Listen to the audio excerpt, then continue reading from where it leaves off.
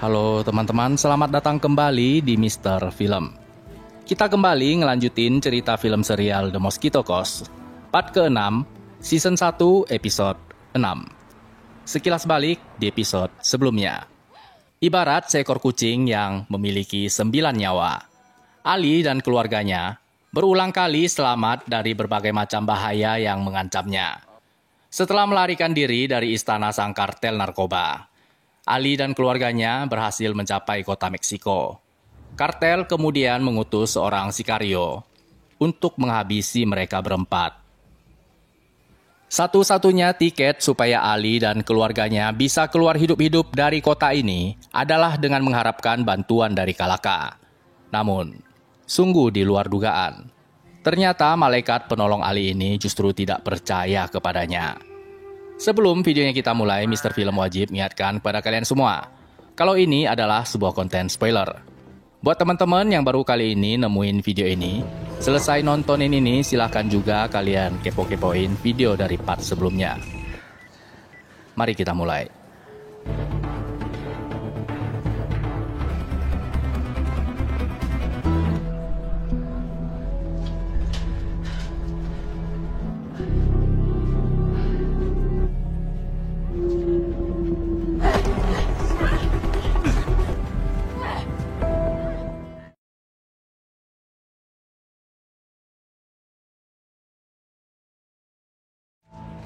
Ow, get the fuck off me!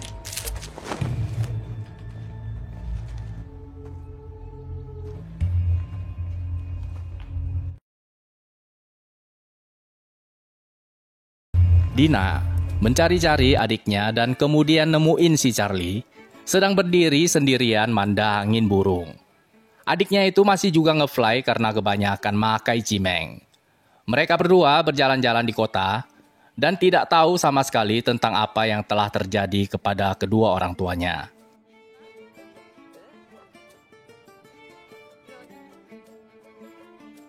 William yang gagal menangkap Ali, kemudian disamperin sama Lucrecia. Meskipun William berusaha menjelaskan kepada Lucrecia mengapa dia bisa sampai gagal, namun Lucrecia bilangin ke William kalau dia tidak mau tahu sama sekali. William harus bisa menemukan Ali hari ini juga. Find them. El contrato está en pie. Hoy.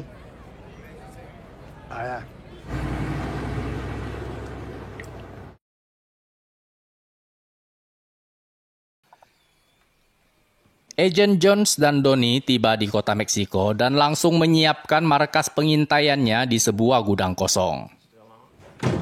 Sooner we get this going, sooner... Yeah, we're pretty close. Selama berjam-jam lamanya, Jones menatap laptopnya, berusaha mencari keberadaan Dina dan Charlie melalui kamera CCTV jalanan yang ada di kota itu. Namun pengintaiannya ini sama sekali tidak membuahkan hasil. Come on, Estelle, that's not funny.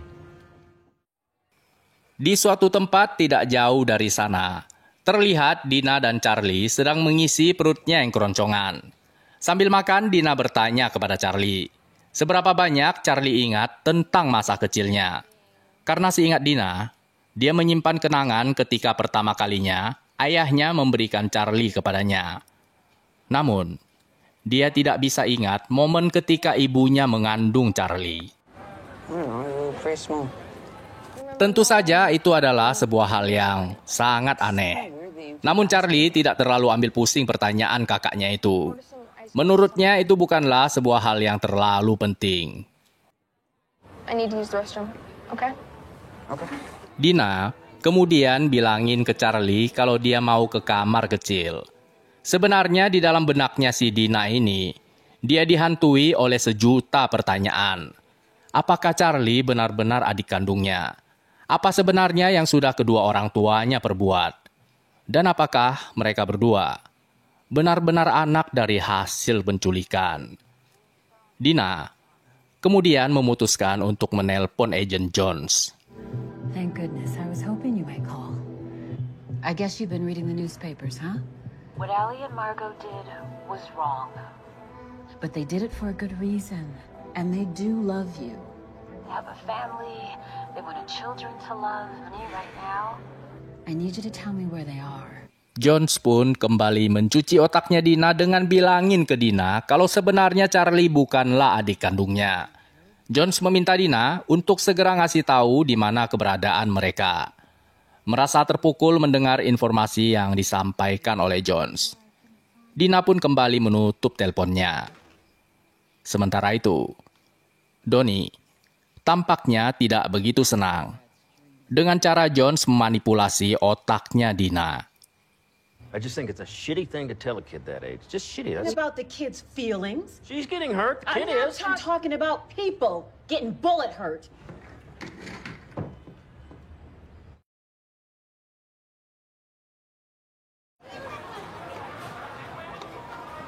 Oh, shit.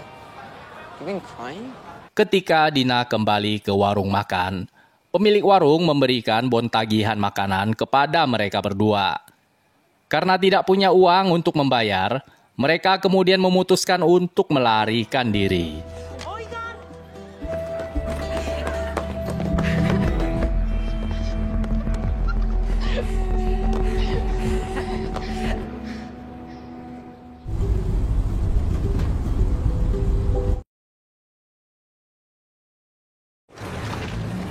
Ketika penutup kepalanya dibuka, Ali melihat dirinya berhadapan dengan seorang pria kulit hitam. Kita sebut saja namanya Henry. So why does it still happen, do you think? Henry langsung menjejalkan berbagai macam cerita ke telinganya Ali untuk membuat pikirannya kehilangan arah. Kebanyakan adalah cerita sihir dan penyiksaan yang dilakukan di abad ke-19. Of all refugees to the United States. I mean, obviously, after 9/11, it's not like the US is Ajax. Namun Ali hanya terduduk, diam dan bengong melototinya. Henry kemudian menamparnya.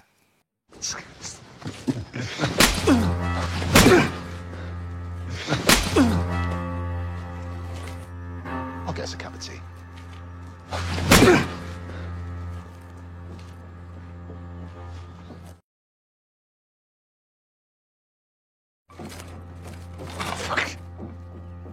Henry kemudian memperlihatkan sebuah foto kepada Ali. Foto di mana 10 tahun yang lalu ketika Ali menggunakan sebuah identitas sebagai seorang aktivis lingkungan yang bernama Alec Finn.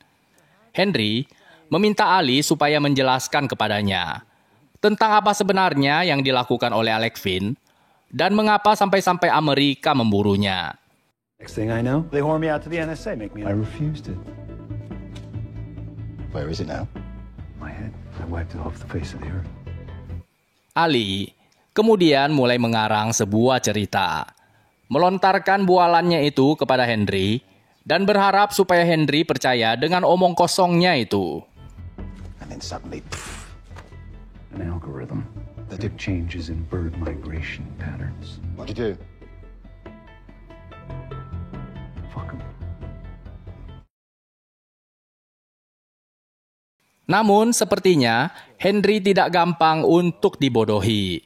Kini Henry bertanya-tanya kepada Ali tentang Kasaroha, tempat berlindung, suaka rumah aman yang sedang dicariin sama Ali.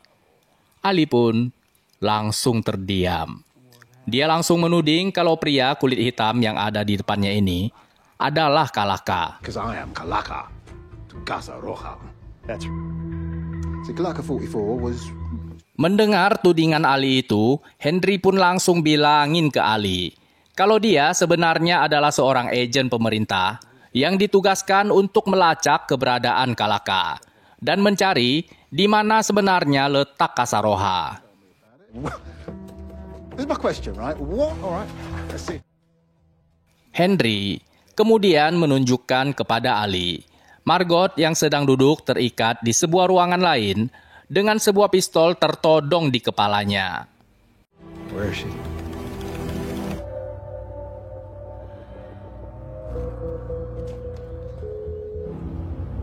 Yep.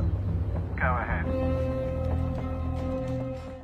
Apabila Ali tidak mau memberitahukan kepada Henry di mana letak Kasaroha, Dalam hitungan mundur 10, sebuah peluru akan menembus kepalanya Margot. Hunter, stop this. Stop it. Say something, you fucking coward! When I tell you.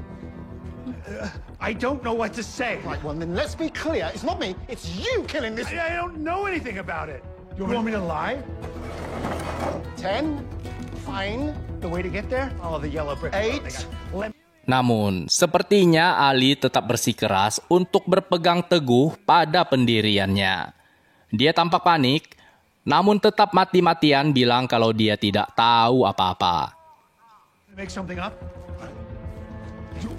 I can lie. No. Lemonade Springs, they got 7. birds singing. Oh, fuck you, Ali. 5. Marry the DB Cooper. What do you want me to say? 3, 2. Dan kemudian,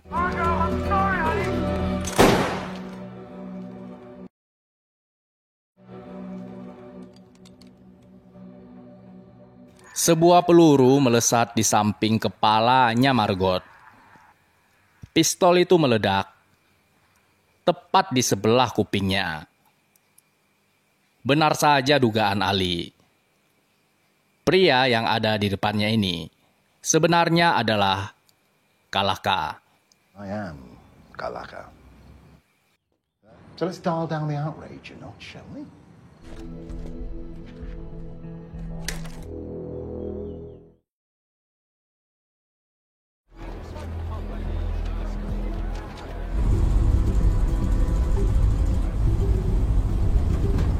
Ketika Dina dan Charlie berjalan kembali ke hotelnya, keberadaan mereka terlacak oleh para anak gelandangan. Charlie langsung balik ke dalam kamar, sementara Dina kembali menghubungi Agent Jones. Dina memberitahukan kepadanya di mana lokasi tempat mereka menginap.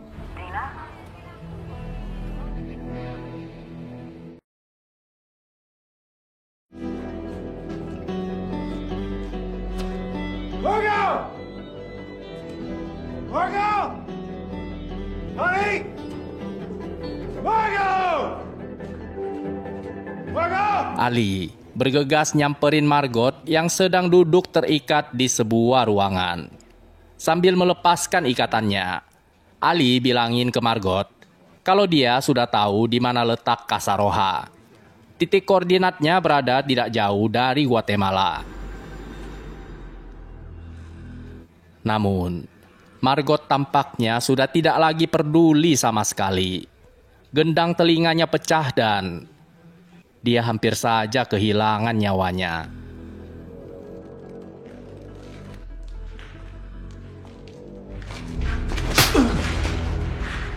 You fucking prick. That maybe my brains might have ended up across the floor. Honey, come on.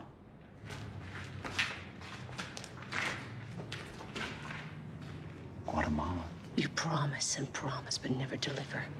But that's not happening anymore. Ali berusaha menjelaskan kepada Margot kalau dia merasa yakin 100% Kalaka tidak akan sampai membahayakan nyawanya. Namun, Margot tetap merasa sangat kecewa terhadap Ali karena telah mempertaruhkan nyawanya. Margot terus berjalan meninggalkan Ali dan tidak mau memperdulikannya.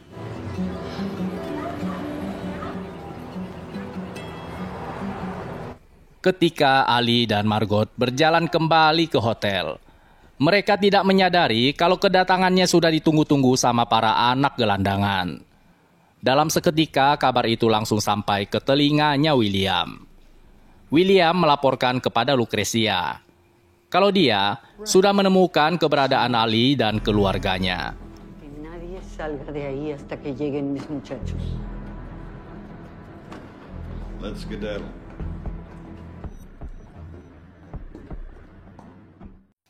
Sementara itu, di dalam hotel, ketika Ali dan Margot masuk ke dalam kamar, mereka berdua sangat terkejut karena melihat Agent Jones dan Donnie sudah menunggu kedatangannya.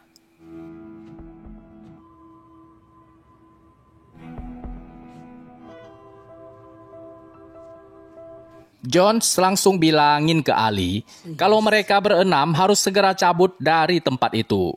Semakin lama, keselamatan mereka akan menjadi semakin terancam. Karena kartel sudah mengetahui lokasi keberadaan Ali dan keluarganya. Cartel's coming after your ass.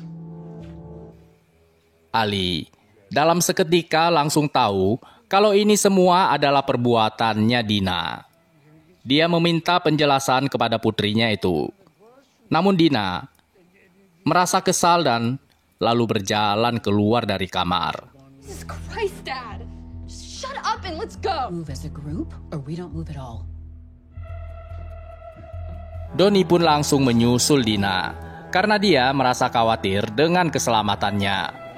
Dan benar saja, ketika Dina berjalan menuju ke lobi hotel, mereka berpapasan dengan William.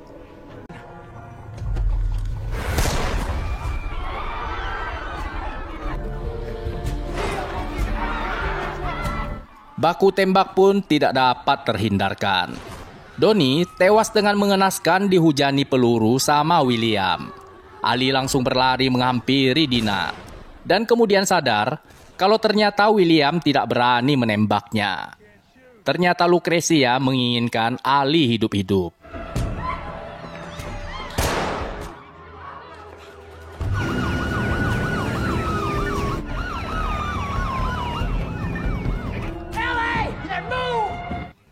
Polisi segera membanjiri tempat itu, namun itu bukanlah sebuah pertanda yang baik.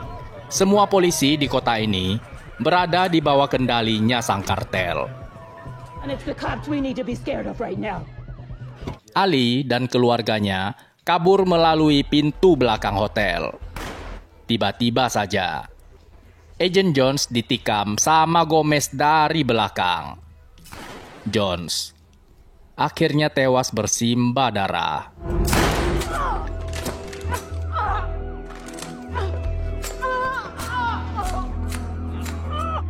Muy bien.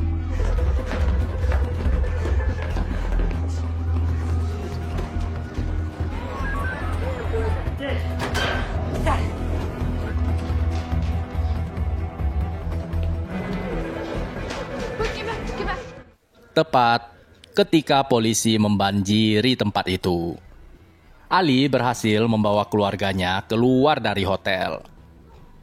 Mereka berempat kemudian masuk ke area parkiran sebuah mall untuk mencuri mobil. Untuk kesekian kalinya, keluarga ini kembali berhasil meloloskan diri dari semua pihak yang sedang memburunya.